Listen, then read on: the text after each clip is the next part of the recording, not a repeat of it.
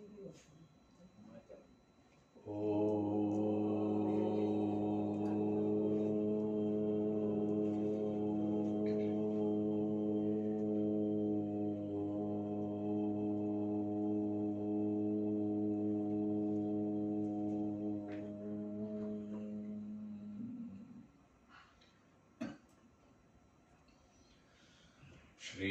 परमात्मने नमः। श्री गणेशाय नमः। श्री सरस्वत्यै नमः। श्री गुरुभ्यो नमः।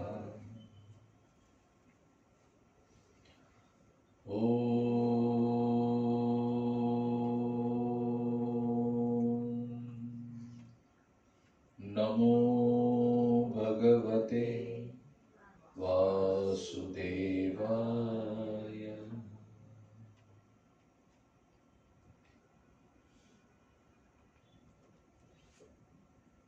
ॐ पार्थाय प्रतिबोधितां भगवता नारायणेन स्वयं व्यासेन ग्रथितां पुराणमुनिना मध्ये महाभारते अद्वैतामृतवर्षिणीं भगवती अष्टादशाध्यायिनी अम्ब त्वामनुसन्ततामि भगवद्गीते भवद्वेषिणी। नमोऽस्तु ते व्यासविशालबुद्धे फुल्लारविन्दायतपत्रनेत्रे येन त्वया भारततैलपूर्णः प्रज्वालितो ज्ञानमयः प्रदीप प्रपन्ना परिजाताय स्तोत्रवेत्रैकपाणये ज्ञानमुद्राय कृष्णाय गीतामृतदुहे नमः। सर्वोपनिषदो गावो दोग्धा गोपालनन्दनः पार्थो वत्सस्तेर्भोक्ता दुग्धं गीतामृतं महत्। वसुदेवसुतं देवं कंसचाणूरमर्दनं देवकी परमानन्दं कृष्णं वन्दे जगद्गुरुं। भीष्मद्रोणतटा जयद्रथजला गान्धारिनीलोत्पला शल्यग्राहवती कृपेण वहिनी कर्णेन वेलाकुल अश्वत्थामविकर्णघोरमकरा दुर्योधनावर्तिनी सोत्तीर्णां खलु पाण्डवाण्डवनती कैवरतकेशव पाराशर्यवचः सरोजममलं गीतार्थगन्धोत्कटं नानाख्यानककेशरं हरिकथा सम्बोधनाबोधितम्। लोके सज्जनषट्पदैरहरः पेपीयमानं मुदा भूयात् भारतपङ्कजं कलिमल प्रध्वंसनं श्रेयसे मूकं करोति वाचालं पङ्गुर्लङ्घयते गिरिं यत्कृपातमहं वन्दे परमानन्दमाधवम् यं ब्रह्मा वरुणेन्द्ररुद्रमरुतः स्तुन्वन्ति दिव्यैस्तवैः वेदैः साङ्गपदक्रमोपनिषदे गायन्ति यं सामगाः ध्यानावस्थिततद्गतेन मनसा पश्यन्ति यं योगिनो यस्यान्तन्न विदुसुरासुरगणा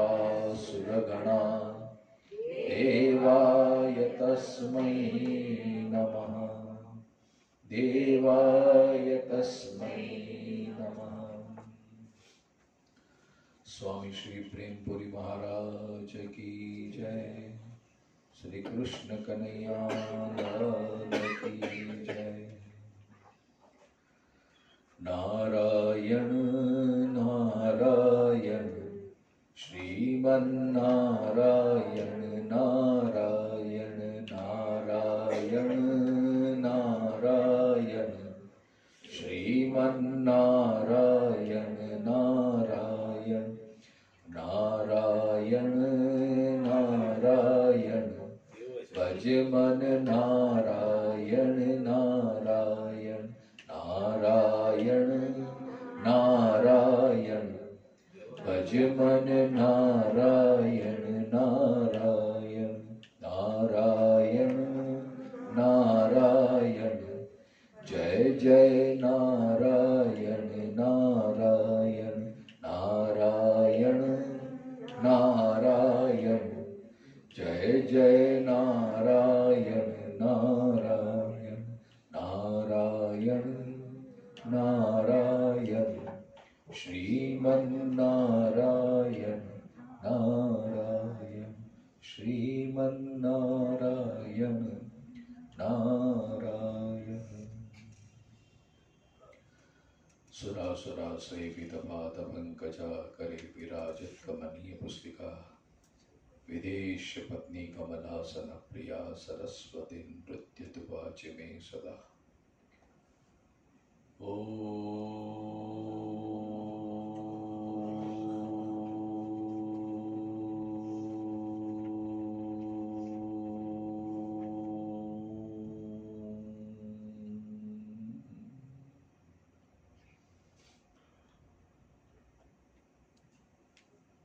प्रकृते क्रियमाणानि प्रकृते क्रियमाणानि गुणे कर्माणि सर्वशः गुणे कर्माणि सर्वशः अहंकार विमूढ़ात्मा अहंकार विमूढ़ात्मा कर्ताहम् इति मन्यते कर्ताहमिति मन्यते।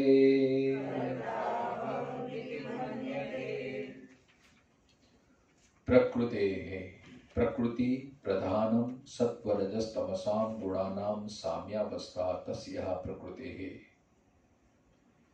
सत्व रज और तम इन तीन गुणों की जो साम्यावस्था है उसका नाम प्रधान या प्रकृति है।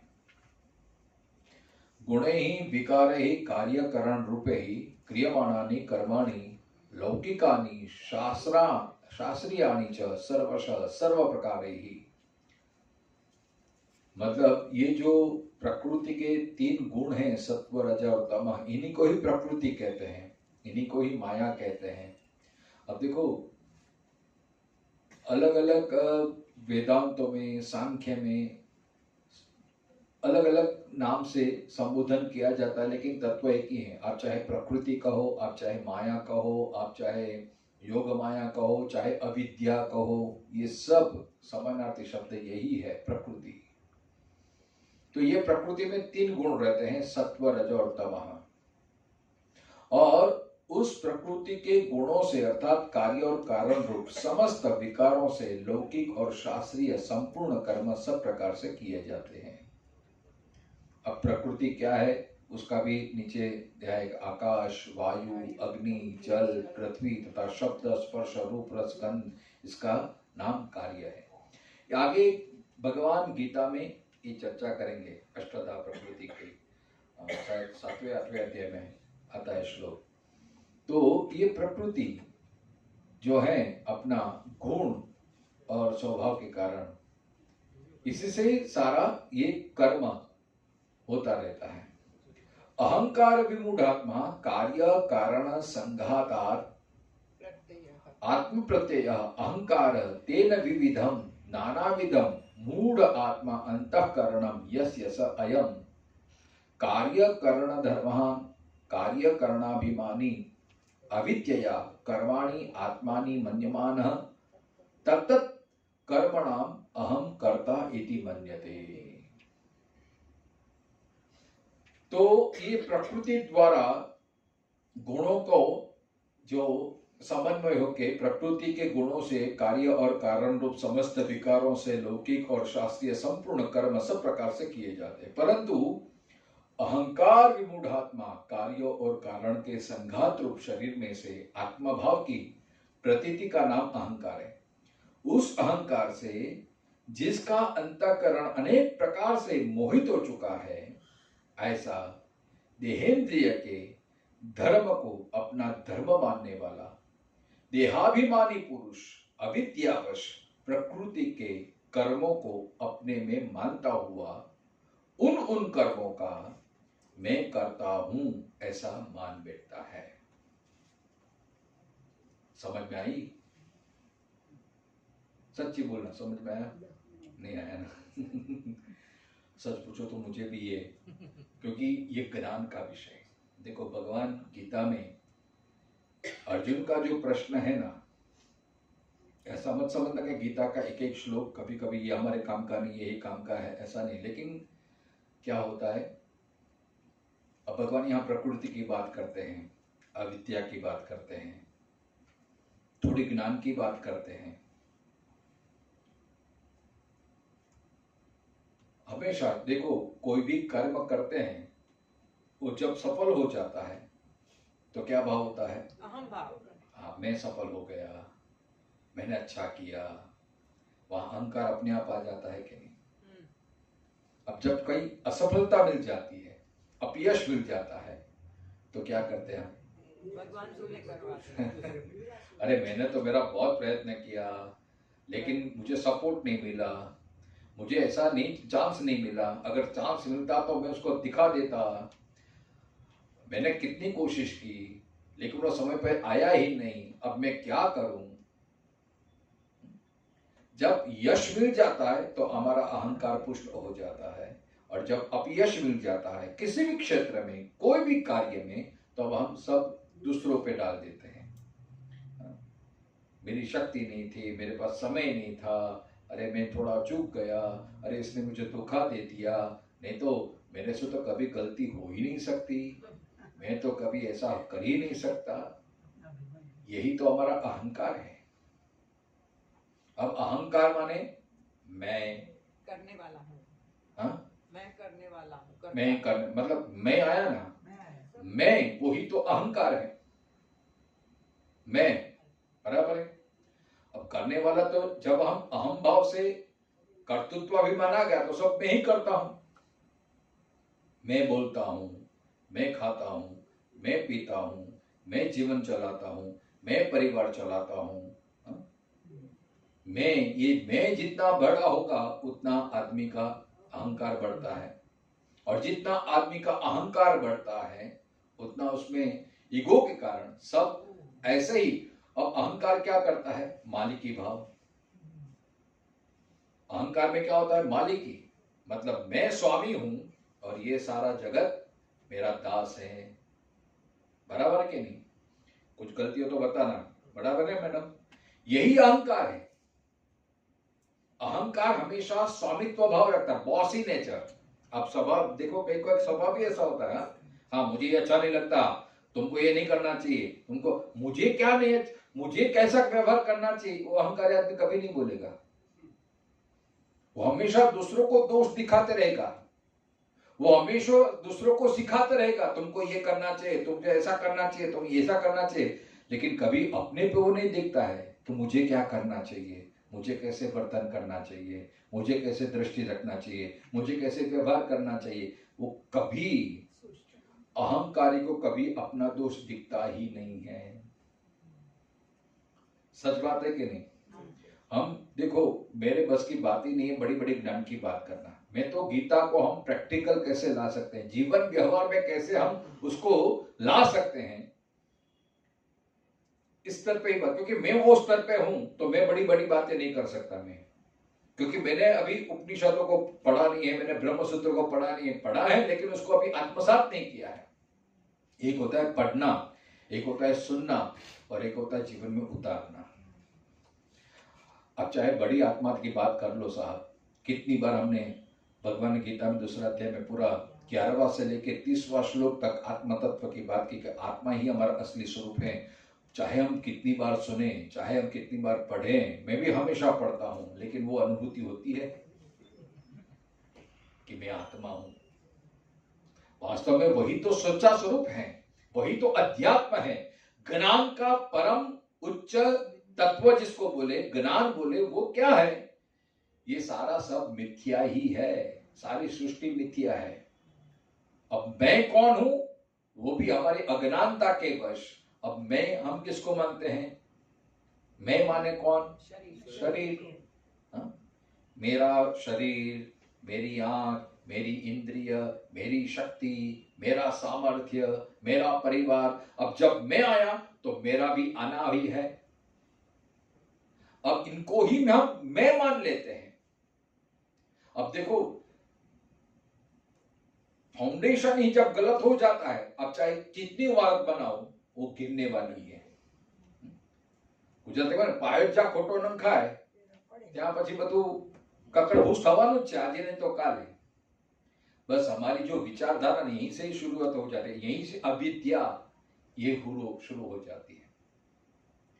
तत्वज्ञान हमें यही सिखाता है, बारंबार यही सिखाता है, लेकिन हम वापिस ये प्रकृति, ये गुण के कारण हम अपने स्व की विस्मृति कर देते हैं, और जो हम वास्तव में नहीं है उसको ही हम मानने लगते हैं।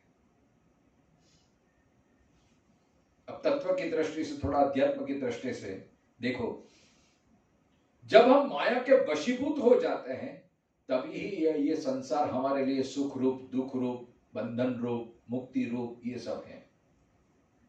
हमारा ज्ञान, चाहे सांख्य हो, वेदांत हो, उपनिषदों का ज्ञान ये कहता है कि हम वो परमात्मा के अंश हैं, जो 15वें अध्याय में भगवान कहते हैं ममई वंशो जीवलोके जीवभूत सनातना। अब हम परमात्मा के अंश हैं, मतलब परमात्मा के ही क्वालिटी हमारे में है, तो हमें ये क्यों सुख दुख से पसार होना पड़ता है? कभी खुशी, कभी गम, कभी सफलता, कभी निष्फलता, कभी एकदम उत्साह, कभी एकदम उदासी, कभी जीवन एकदम भाग लगता है, और कभी एकदम जीवन निरर्थक लगता है। ऐसा क्यों होता है? जब हम परमात्मा के अंश हैं तो ऐसा इसलिए होता है कि जब जब हमारी स्व की विस्मृति हो जाती है, हम अपने आप को भूल जाते हैं और प्रकृति का ही अंश हम मानने लगते हैं, इसलिए सब गड़बड़ हो जाती है।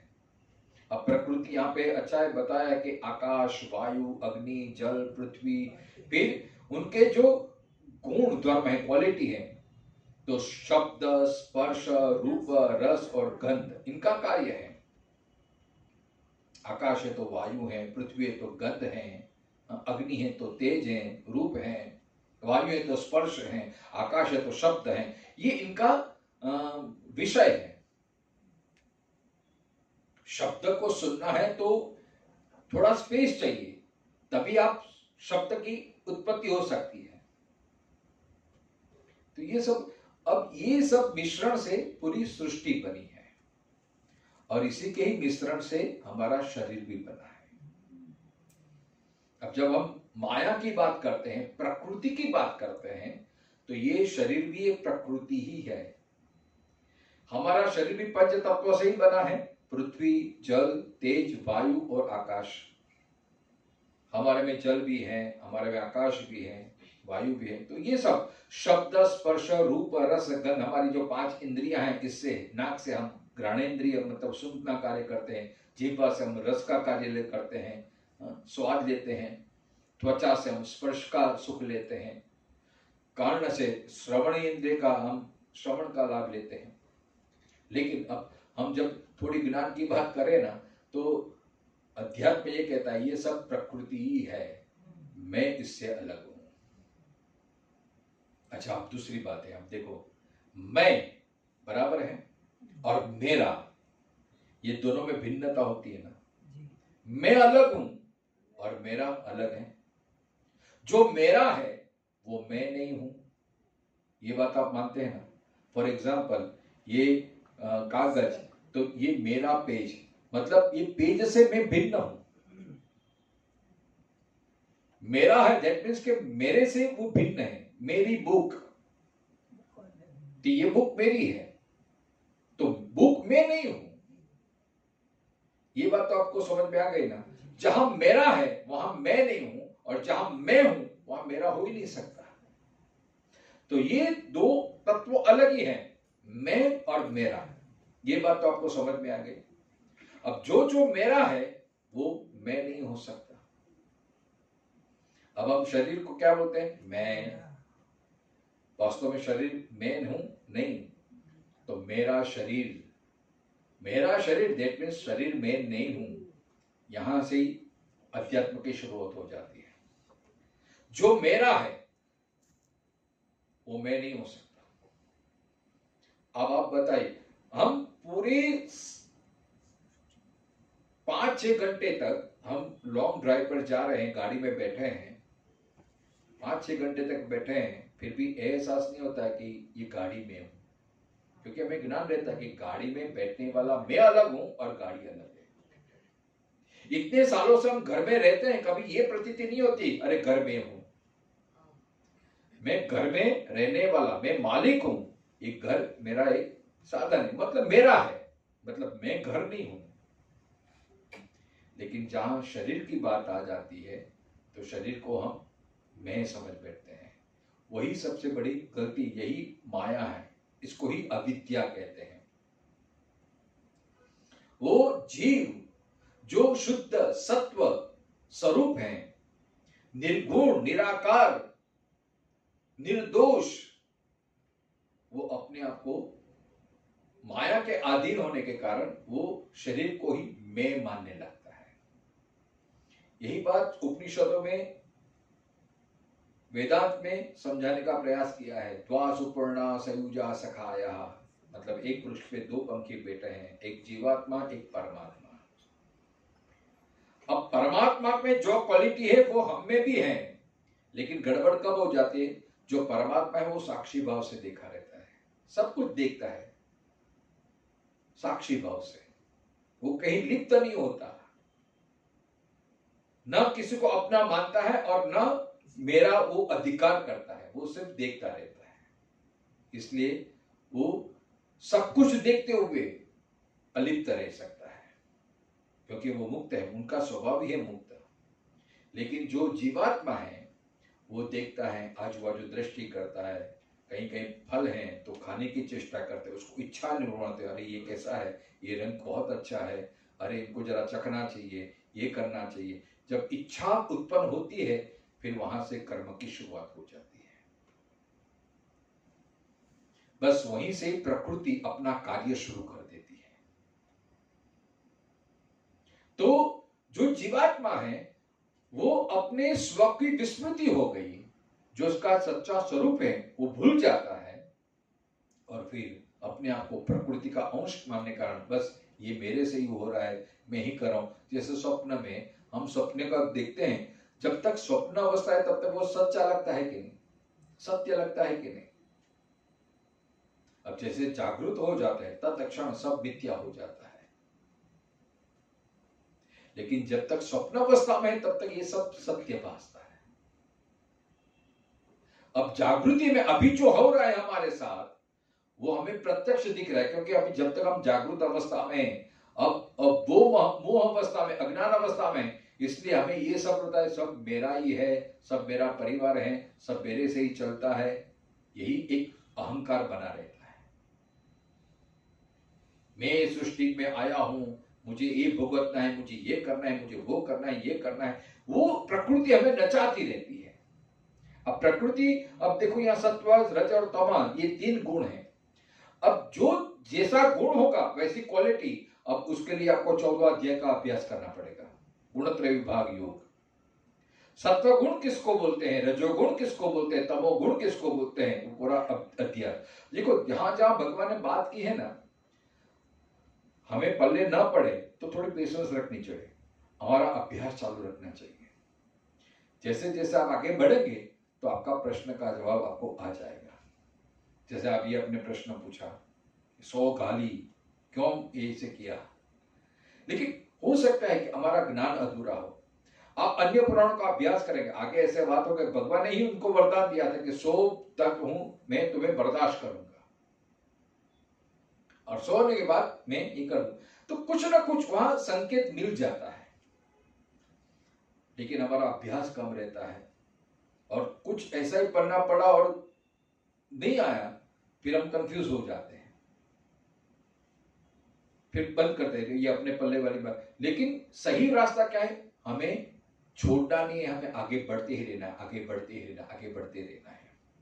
अब देखो, ये मैं विषयांतर नहीं कर रहा हूं, ये विषय के अनुरूप ही है, क्योंकि जब जब हमारे जीवन में कोई भी कठिनाई आती है, कोई भी मुश्किलें आती हैं, कोई भी प्रतिकूल संजोग आते हैं, तो हम पानी में बैठ जाते हैं, हम निराश हो जाते हैं, या तो जो हमें सही करना चाहिए वो नहीं करते हैं और उससे विपरीत करने लगते हैं। इससे और हमारा पतन हो जाता है, और हमारी बुद्धि, हम प्रकृति को और वश हो जाते हैं, और दुखी हो जाते हैं। इसलिए भगवान आगे के श्लोक में क्या कहते हैं, न बुद्धि भेदम जनेत अज्ञानाम कर्म संगीनाम, किसी के बुद्धि में भेद उत्पन्न नहीं करना चाहिए। किसको, ज्ञानी को। अब जो ज्ञानी है, जो जिसने पीएचडी की है, अब वो जो 8वीं 10वीं कक्षा में है, अब उसको उसी से पे ज्ञान देना चाहिए कि नहीं।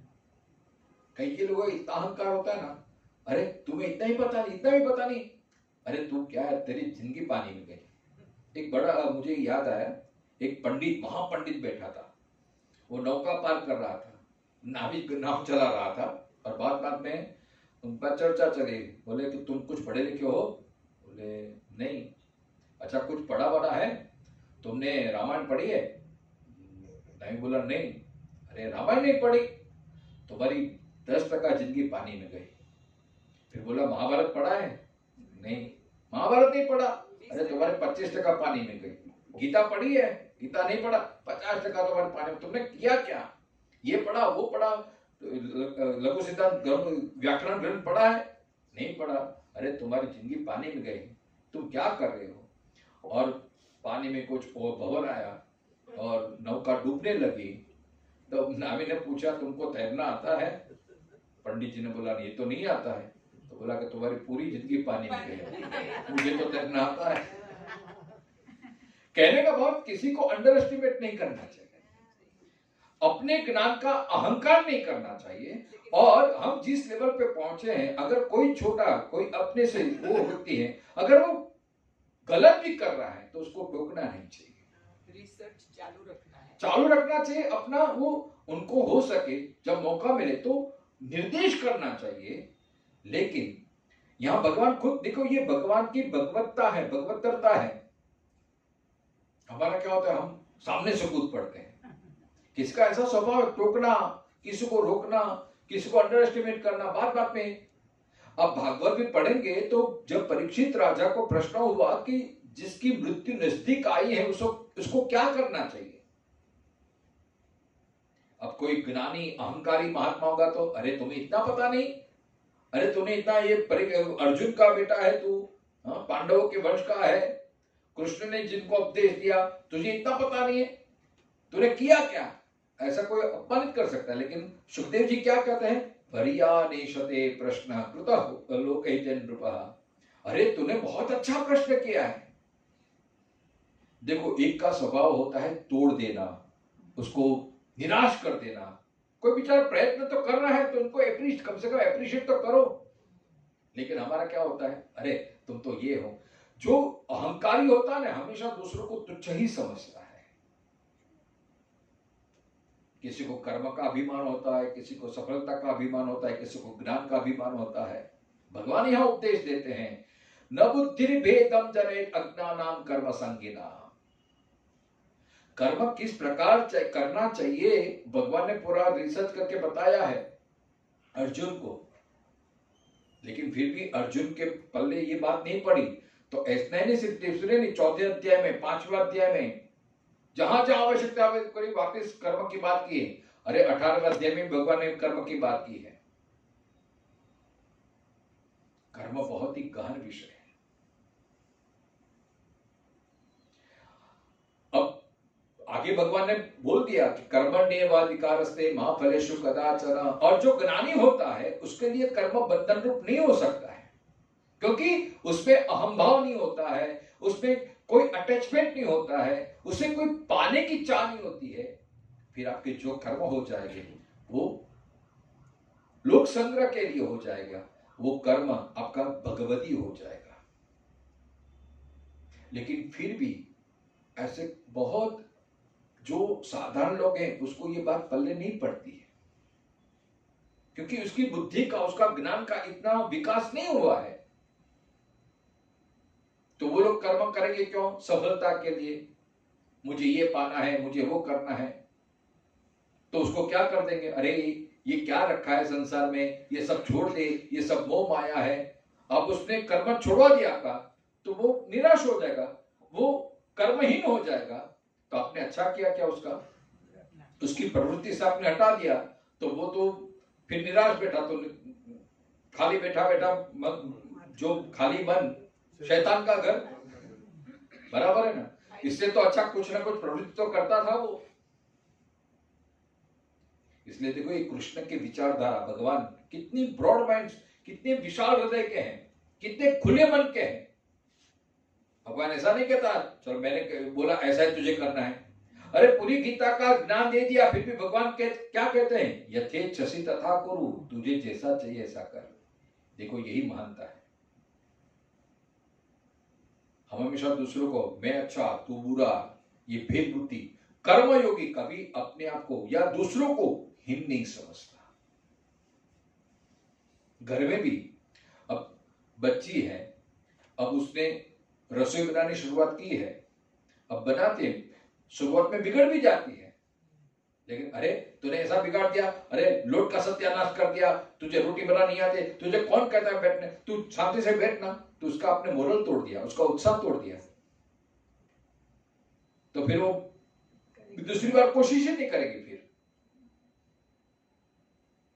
उससे अच्छा तो अरे बेटा अच्छी कोशिश की तूने, बहुत बढ़िया किया है, उसका गुण देखे आप। देखो इसलिए तो हमारी भारतीय संस्कृति में अलग अलग परंपरा आई है। आजकल यंगस्टर बहुत प्रश्न पूछते हैं कि कौन से भगवान सच्चे हैं, कौन सा कितना संप्रदाय है देखो हमारे में। ये क्यों पड़ा ऐसा? क्योंकि जिसका जैसा मान्यता या जिसकी जैसी श्रद्धा, जिसका जैसा भाव, उस हिसाब से आप चलो। कोई बात, आप कम से कम न करते हुए चलो संप्रदाय में जुड़े, उतना तो करते हैं ना, तो भी आपका विकास तो होगा। क्योंकि भगवान को पक्का विश्वास है, जैसे वो श्लोक है ना कि सर्वदेव नमस्कारम केशवम प्रतिगच्छति। भगवान आगे भागवत में भी ये वर्णन करते हैं, गीता में भी, आप कोई भी देव का स्वरूप कर लो, कोई भी देव की उपासना करो, अंतर तो गत्वा तत्व तो एक ही है। फिर चाहे आप देवी के रूप में उपासना करो, चाहे आप गणेश के रूप में उपासना करो, चाहे आप विष्णु के रूप में उपासना करो, मूल आप ईश्वर से जुड़े हैं, आप धर्म से जुड़े हैं, वो महत्व है। अब किस प्रकार आप करते हैं, आप उपासना करते हैं, वो महत्वपूर्ण है। भगवान को इतना ही चाहिए, बस आप उपासना करते हैं ना, आप अपना आत्मा का कल्याण करते हैं, वो काफी है। आप भगवान का नाम लेते हैं, वो काफी है। अब कोई बैठे बैठे नाम ले, अब कोई चलते चलते नाम ले, कोई सोते सोते नाम ले, कोई काम करते करते नाम ले।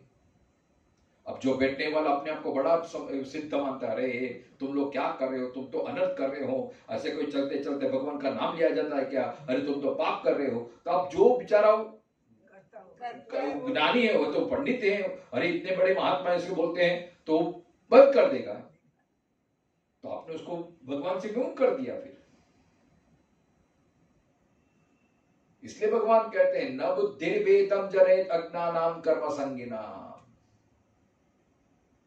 ज्ञान मार्ग श्रेष्ठ है, निष्काम मार्ग श्रेष्ठ है, अनासक्त होकर कर्म करना चाहिए। ये बात पीएचडी लेवल की है, बड़ों बड़ों की है। लेकिन हम संसार में रहते हैं, हम सुख दुख, हमें परिवार चलाना है। तो लेकिन जो तत्व है ना, वो अगर आपके जीवन में आ गया, फिर चाहे सकाम हो या निष्काम हो, आपको फल तो मिलेगा। चलो अध्यात्म की बात छोड़ो, ज्ञान की बात छोड़ो, आपको जीवन में सफलता पानी है तो भी कर्म तो करना पड़ेगा कि नहीं? कुछ भी चाह है आपके संसार की। अब हम एकदम आध्यात्मिक दृष्टि से नहीं, हम सांसारिक दृष्टि से ही बात करेंगे हम, क्योंकि हम सब संसारी हैं, हम सब वो लेवल में पहुंचे ही नहीं है। तो कर्म तो करना पड़ेगा। बिना कर्म किए, बिना प्रयास किए, बिना पुरुषार्थ किए कोई भी आपको फल मिलने वाला है नहीं। वो सुक्ति आता है नहीं, सुप्तस्य मुखात् प्रविशति मृगाः। सिंह सोचे कि मुझे शिकार करना है, अब सोता रहेगा तो क्या उसको शिकार मिलेगा? सिंह को भी अपना पेट भरने के लिए शिकार करना पड़ता है, भागना पड़ता है उसके पीछे। तो हम व्यावहारिक दृष्टि से भी देखें तो कोई भी जीवन में सफलता प्राप्त करनी है तो कर्म करना ही पड़ेगा। ऐसा नहीं कि हम कर्म ना करो और सब कुछ अपने आप आ जाए, बस अपनी झोली में आ जाए सब, ऐसा हो ही नहीं सकता।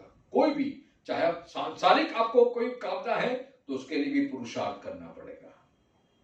ये गीता का सिद्धांत है कि कर्म तो करना ही पड़ेगा। संसार को पाना है तो भी कर्म करना पड़ेगा, और भगवान को पाना है तो भी कर्म करना पड़ेगा।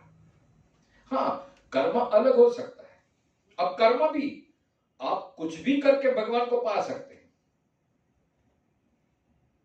अब देखो, कर्म बंधन का कारण नहीं है, लेकिन कर्म किस तरह से आपको आप देखते हैं। 3 बातें होती हैं, कर्ता, क्रिया और कर्म। मैं तो बिल्कुल सामान्य स्तर पे आपको बता रहा हूं, ये कर्म की बहुत गहरी गहरी बातें हैं, लेकिन सामान्य स्तर पे हम समझने का प्रयत्न करें तो कर्ता, क्रिया और कर्म, ये 3 बातें होती हैं। अब कर्ता और क्रिया में इतना गुण दोष नहीं है। जैसे फॉर एग्जाम्पल रोटी बनाना ये क्रिया हो गई। मैं रोटी बना रहा हूं, चलो अहम भाव आ गया, मैं रोटी बना रहा हूं, ये क्रिया हो गई। अब कर्म क्या बनता है? कर्म कब बनता है? रोटी बनानी, जिसमें अहम भाव भी आ कि मैं रोटी बना रहा हूं, और उद्देश्य, हेतु, मैं रोटी क्यों बना रहा हूं या क्यों बना रही हूं। अब जो उद्देश्य है उससे हमारा कर्म बनता है। अब गीता में 3 प्रकार के कर्म की बात की है। भगवान कहते हैं ना कि एक तो स्वकर्म, मतलब जो अपना नियत कर्म है, प्रकृतिवश जो आपकी ड्यूटी है, जो आपके फर्ज है, तो वो कर्म आपको करना है। एक कर्म होता है सत्कर्म, और एक होता है असत कर्म, और एक होता है साधारण कर्म, जो संसार चलाने के लिए करना पड़ता है, सृष्टि चलाने के, जो भी आप व्यवहार करते हैं व्यावहारिक, वो सब कर्म होता है। तो 3 प्रकार, एक सत्कर्म, एक साधारण कर्म और एक असत कर्म। अब आप रोटी बना रहे हैं अब रोटी बनानी वो क्रिया हो गई। अब रोटी क्यों बना रहे हैं? भाई परिवार का पेट पालना है, मुझे मेरा पेट पालना है, तो ये कर्म हो गया, साधारण कर्म, जो क्रिया के रूप में, जो प्रकृतिवश, जो सबको करना पड़ता है, तो ये आपका साधारण कर्म हो गया। उसमें न पाप है न पुण्य है, एक अपनी ड्यूटी, भाई परिवार के लिए करता हूं तो ये आपकी ड्यूटी है, आप नहीं करेंगे तो कौन करेगा फिर? तो आपका एक कर्तव्य हो गया, एक कर्तव्य कर्म हो गया, जो जीवन व्यवहार चलाने के लिए आपको करना ही पड़ेगा, और कोई चारा ही नहीं है। तो एक कर्म होता है स्वसुख के लिए, उसको फिर आप स्वसुख बोलो, कर्तव्य बोलो, जो आपकी ड्यूटी बोलो, वो होता है, वो तो सबको करना पड़ता है। अब आप ये भाव रखें कि भाई मैं तो, मेरा परिवार तो भरेगा, लेकिन सबसे पहले मैं इस रोटी से किसी गरीब को खिलाऊंगा या किसी भिक्षुक को मैं खिलाऊंगी। तो ये रोटी बनाने प्रक्रिया, आपने जो रोटी दूसरों को खिलाया ये भाव से, मैं गरीब को खिलाऊंगा या किसी भूखे को खिलाऊंगा, तो ये आपका सत्कर्म हो गया, बराबर, ये आपका पुण्य कर्म हो गया। और ये रोटी, और उसमें अपने जहर मिलाया और शत्रु को मारने के लिए खिलाया, तो ये आपका पाप कर्म हो गया। देखो, क्रिया एक हुई, कर्म एक हुआ, लेकिन भाव बदलने के कारण एक आपका प्रकृतिवश हो गया, एक सामान्य कर्म हो गया, एक पुण्य कर्म हो गया, एक पाप कर्म हो गया। कर्म क्या है? रोटी बनाना, लेकिन आपका भाव जैसा हुआ ऐसा। तो कोई भी कर्म एक प्रकृतिवश होता है, एक सत्कर्म होता है और एक दुष्कर्म होता है। अब जो प्रकृतिवश होता है वो तो सबको करना ही पड़ता है, जैसे अर्जुन है, राजा है, क्षत्रिय है, तो क्षत्रिय स्वे स्वे कर्म स्वभावतः, जो अपने स्वभाव, जो अपनी प्रकृति, जो अपनी नियति, उस हिसाब से आपको कर्म करना ही पड़ेगा। वो आपका परिवार है, आपका संसार है, तो आपको संसार करने में, आप धंधा करो, आप नौकरी करो, आप घर बार चलाओ, तो जो भी आप करते हैं वो एक प्रकृति कर्म है, साधारण कर्म हो गया है। और दूसरा एक पाप कर्म होता है, कभी कभी अपने स्वार्थ के लिए हम कुछ गलत कर देते हैं, कुछ ये कर देते हैं, वो सब जमा होता है। तो परहित के लिए करते हैं या पर अहित के लिए करते हैं, वो पाप और पुण्य के रूप में अभिरत होता है। अब वो कर्म वापिस उसके फल भुगतने के लिए आपको वापिस सृष्टि में आना पड़ता है। जो आप अपनी आजीविका चलाने के, जीवन निर्वाह के लिए जो आप कर्म करते हैं, उसका कोई सुख, मतलब पाप पुण्य उसका कोई नहीं होता है, वो स्वाभाविक कर्म होते हैं, जो क्रिया सबको बोलते, जैसे शरीर है तो आप नित्य स्नान करते हैं, दांतों के, ये शरीर शुद्धि के लिए जो, वो सब क्रिया के रूप में आते हैं, क्रिया का कोई परिणाम नहीं होता है। लेकिन जब उद्देश्य स्वसुख की भावना आ गई, परहित की भावना आ गई या परहित की भावना आ गई, तो वो सब कर्म सुख दुख का, जन्म मृत्यु का, बंधन का कारण बनता है, बराबर है। तो ये बात है।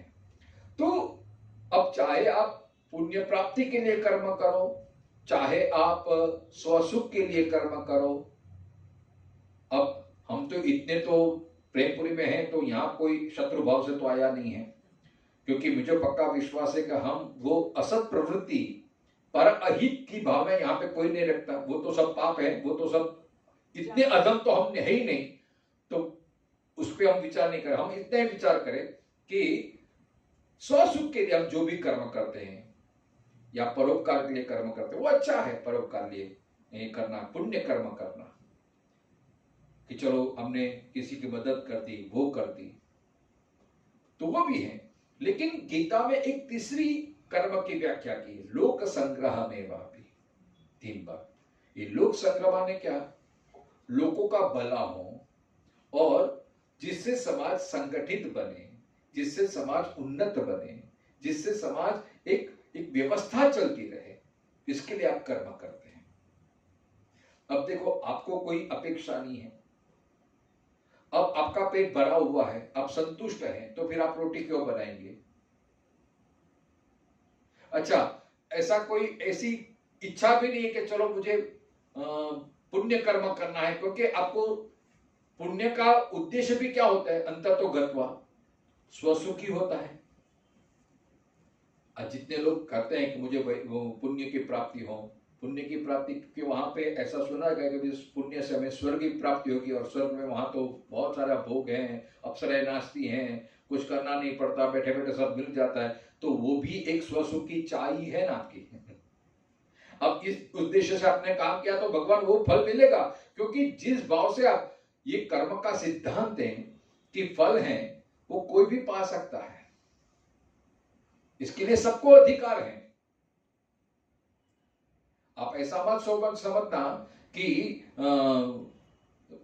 अमुक व्यक्ति कर्म करेगा तो उसको ये फल नहीं, कोई भी व्यक्ति फल पा सकता है, क्योंकि भगवान कभी किसी के प्रति पार्शियलिटी नहीं रखते हैं। कई लोग प्रश्न करते हैं भगवान ने रावण को क्यों इतना ये कर दिया, हिरण्यकशिपु को इतनी देर क्यों कर दी, क्योंकि उसका फल का, उनका कर्म का प्रभाव है। अब देखो रावण भी तप करता है, हिरण्यकशिपु भी तप करता है, और तप के परिणाम स्वरूप वो उतने पावरफुल हो जाते हैं कि भगवान को भी राह देखनी पड़ती, तुरंत नहीं मार देते, नहीं तो भगवान का सामर्थ्य नहीं, ऊपर बैठे बैठे उसका हार्ट फेल कर दे। लेकिन भगवान क्यों देख, क्योंकि जब तक उनके कर्मों का फल, जब तक ये छीन नहीं होंगे, जब तक उनकी तपस्या का फल छीन नहीं होगा, तब तक भगवान हाथ भी नहीं लगा सकते। ये कर्म का सिद्धांत है। जब तक आपके पास पुण्य का पूंजी है, तब तक आपको सुख, अनुकूलता, प्रशंसा, ये पुण्य किसी भी रूप में आपको सुख देता ही रहेगा, देता ही रहेगा। आप चाहे उसे पीछा भी छोड़ाओ तो भी वो आपको सुख आपके पीछे आएगा ही, क्योंकि आपके भाग्य में वो अपने ऐसे सत्कर्म किए हैं कि मुझे सुखी होना है, मुझे पुण्य लोक की प्राप्ति करनी है। पुण्य भी आदमी इसलिए करता है कि क्या, ताकि सब कुछ अच्छा चले भगवान। तो अभी आपने ऐसे कर्म किए हैं तो वो भी भुगतने के लिए संसार माना पड़ता है। ऐसे योगी के लिए भगवान कहते हैं शुचि नाम श्रीमताम गेहि योग भ्रष्टो विजायते है, किसी श्रीमंत के यहाँ पर पैदा हो जाएंगे, जन्म के साथ ही गोल्डन स्पून से आप सब ये कर लेंगे, सुखी सुख, ऐश्वर्य ऐश्वर्य, ये आपका पुण्य का प्रभाव है। और कभी कभी हमारे मोह के कारण, लोभ के कारण, द्वेष के कारण, ईर्ष्या के कारण हमने कुछ बुरा कर्म किया है, किसी के साथ हमने कुछ ये किया है, और इससे हमारा अहंकार पुष्ट हुआ, कैसा इसको दिखा दिया, अरे इसकी औकात दिखा दी, हमने ये कर दी, तब हमें खुशी होती है। लेकिन वो भी कर्म वो रहता है, और समय आने पर ब्याज समेत, सूद समेत हमको वो भुगतना पड़ता है। इसी को ही बोलते पाप कर्म। और वो पाप कर्म ये दुख के रूप में, निष्फलता के रूप में, उदासी के रूप में, जो जिससे हमको ये सब भुगतना है, जो हमने दूसरे के प्रति ऐसी भाव रखा था, वो सब हमें वापिस शुद्ध के साथ वापस आना है। तो यहां भगवान कहते हैं अब हमें, चलो हमारी ऐसी भी स्थिति आ गई, हम गीता पढ़ते हैं, प्रेमपुरी में आते हैं, नित्य सत्संग करते हैं, तो हम कभी पाप कर्म नहीं करते हैं। हमें किसी की, हमारे स्वार्थ के लिए हम कभी भी गलत काम नहीं करते, बहुत अच्छी बात है। तो अब आपके पास दो ऑप्शन रह गए, पुण्य कर्म करो या लोक संग्रह के लिए करो। अब भगवान कहते हैं कि देखो कर्म ही हमारा जन्म मृत्यु का कारण है। अब ऐसे कर्म किया जाए जिससे ये जन्म, पाप भी नहीं चाहिए, पुण्य भी नहीं चाहिए, आपको ईश्वर की प्राप्ति, पुण्य से, ये कर्म से हमें ईश्वर मिले। तो ईश्वर कब मिलेगा? तो भगवान कहते हैं कि बस सेवा की भावना से, बिल्कुल स्वार्थ रहित, आपको कर्म में कोई आपको नोटिस करे या न करे, कोई आपकी प्रशंसा करे या न करे, सहज भाव से आप कर्म करते रहे, बस आपकी ड्यूटी आप निभाते रहेंगे तो आप ईश्वर को पा सकते हैं। हमारा क्या होता है कि मैं कर्म करूं तो उसका मुझे रिपोर्ट मिलना चाहिए। अब परिवार में मेरी कोई सुनता नहीं है, मैं कितना कर रही हूं लेकिन कोई मेरे सुनने वाला नहीं है, घर में मेरी कोई वैल्यू ही नहीं है। अपनी इतनी अपेक्षा भी क्यों रखते हैं? देखो अपेक्षा रखी तो सुख दुख आया कि नहीं। अब कोई नोटिस करे या न करे, कोई आपको यश दे या न दे, लेकिन आपका ये भाव बना है कि चलो भगवान ने मुझे निमित्त बना है तो मुझे करना है, मुझे परिवार निभाना है। अब चाहे कचो कोई गाली दे या कुछ भी करे, अब मेरा परिवार है, मुझे करना है। इस भाव से आप कर्तव्य कर्म करते रहेंगे तो चाहे कोई प्रशंसा करे या ना करे, लेकिन भगवान आपको देखता है। इसी को ही कहते हैं लोक संग्रह भगवत प्रीत्यर्थम। मतलब भगवान पहले तो यही कहते हैं कि अपना जो कर्तव्य है तो निभाना ही, मतलब माँ की, अगर मैं माँ हूं तो मुझे श्रेष्ठ में श्रेष्ठ आदर्श माँ बन के दिखाना है। अगर मैं पिता हूं तो आदर्श पिता बन के दिखाना है। बच्चे ये ना कह जाए कि तुमने मेरे लिए ये नहीं किया, वो नहीं किया, वो ये नहीं किया। बच्चे की बुद्धि कम होती है तो कभी कभी वो बोल देता है, लेकिन जब परिपक्व होता है, जब उस पर बीती है ना, तब वो कहता नहीं मेरे पिताजी सही थे, मेरे पिताजी ने मेरे लिए कितना संघर्ष किया। तो आप निष्काम भाव से अपना फर्ज समझ के आप जो कब करते हैं तो वो कर्म आपके लिए हमेशा बंधन रूप नहीं रहता है। तो यहां 3 बातें अब तक भगवान कहते हैं। नियतम कुरु कर्मत्वम, मतलब आपके जीवन में प्रकृतिवश प्रारब्धवश जो आपकी नियति आपको लेके आई है, पूर्व जन्म के कुछ ऐसे कर्म किए हैं जिसके परिणाम आपको जिस परिवार में जन्म मिला, जिस क्षेत्र में आपको जन्म मिला, और प्रकृतिवश जो आपका गुण स्वभाव है उसके हिसाब से आपको कर्म करना चाहिए। आप ब्राह्मण है तो ब्राह्मण का कर्तव्य अच्छी तरह से निभाए, आप क्षत्रिय तो क्षत्रिय का धर्म अच्छी तरह से निभाए, आप वैश्य तो वैश्य का धर्म अच्छी तरह, क्योंकि भगवान कहते हैं कि स्वधर्मे निधनम श्रेया परधर्मस्तु भयावह। हमारा क्या होता है, अरे मेरे से तो ये अच्छा है, ये अच्छा है, हम कंपेयर करते हैं। अरे दरेक का जीवन अलग है, दरेक का ये अच्छा, ये अलग अलग रहता है। तो अपने काम को कभी हल्का मत समझो, अपने आप को कभी हल्का मत समझो। मैंने पहले भी बोला था ना, हम जो काम करते हैं उसको ही हम निंदा करते हैं। नौकरी करता है तो नौकरी को ही वो गाली देता है, शेख को गाली देगा, अपने साथ कर्मचारी को गाली देगा, अपने आप को कोसता रहेगा। ठीक है, अभी कुछ नहीं मिलता, अभी यहाँ क्या गुजारा करना पड़ता है। तो आप कर्म तो कर रहे हैं, देखो छुटकारा तो है नहीं। अब आप गाली बोलते बोलते निराश होके करेंगे तो वो कर्म आपके लिए बोझादायक हो जाएगा, कंटाला रूप हो जाएगा। अब करना ही है तो थोड़ा भाव बदल लो ना, विथ इंटरेस्ट, रस पूर्वक। अब करना है तो अच्छे से अच्छी तरह में क्यों ना करो। ये सब हमें देखो, क्वालिटी हमें सीखनी नहीं है, फल हमको बहुत चाहिए। सरकारी नौकरी मिल गई है, अब नियम से जो नीति है कहती है कि 11 से 5 बजे का समय है तो हम उसमें पंक्चुअल रहते हैं। अब कोई बोलने वाला नहीं है, कोई टोकने वाला नहीं है, तो कभी 11:30, कभी 12, कभी 1 बजे। अब 5 बजे तक काम करना है तो उसमें भी कितना हम काम चोरी करते हैं। फिर ये सब अपने आप को पूछने का प्रश्न है कि मैं मेरे जीवन में किस प्रकार कर्म कर रहा हूं। अपनी अंतरात्मा से पूछिए। भगवान कृष्ण अर्जुन को यही उपदेश दे रहे हैं। अर्जुन भी अपने काम से चोरी करना चाहता है ना, मुझे युद्ध ही नहीं करना है, जबकि उसका ये कर्तव्य है युद्ध करना। भगवान अर्जुन कहता है कि मुझे राज्य नहीं चाहिए, इसलिए मैं युद्ध नहीं कर। युद्ध क्यों करना पड़ता है भाई, चढ़ाई क्यों करना पड़ता है? राज्य मिलने के लिए, संपत्ति लेने के लिए। अब अर्जुन कहता मुझे चाहिए ही नहीं तो मैं युद्ध क्यों करूं? तो भगवान कहे तुझे नहीं चाहिए लेकिन लोगों को तो चाहिए, लोगों के हित के लिए ये कर तू। इसलिए कर्म छोड़ना नहीं चाहिए। जब तक आपके पास और कोई उससे बेहतर कल्याण का कोई साधन न हो तब तक वो कर्म छोड़ना चाहिए नहीं चाहिए। और दूसरी बात, वो कर्म तब तक नहीं छोड़ना चाहिए जिससे आप दूसरे आप पे निर्भर रहते हैं। समझे कि नहीं? अब आपने आत्मज्ञान कर लिया और आप बोलते कि संसार मिथ्या है, ये सब मोह माया है, और आप घर बार छोड़ के चले जाएंगे, संन्यास ले लेंगे, तो आपका बच्चों का क्या होगा फिर? तो वो संन्यास भी संन्यास नहीं है, वो अपने आपके कर्तव्य से आप च्युत हुए हैं। सांसारिक दृष्टि से लोग प्रशंसा करें, वाह वाह घर बार छोड़ दिया, लेकिन भगवान माफ नहीं करते। वो अपने कर्म का सिद्धांत का पालन नहीं किया है। भगवान तो ये कहते हैं कि पहले तो तेरी ड्यूटी पूरी कर, तेरा बच्चे तेरे पर निर्भर है तो उसका पालन पोषण करना ये पहली जवाबदारी है, ये पहला धर्म है। भले तुझे राज्य नहीं चाहिए, भले तुझे संपत्ति नहीं चाहिए, लेकिन तू समाज का आदर्श है, तू समाज का हीरो है और राष्ट्र की, समाज की, प्रजा की तेरे से बहुत ज्यादा उम्मीदें हैं।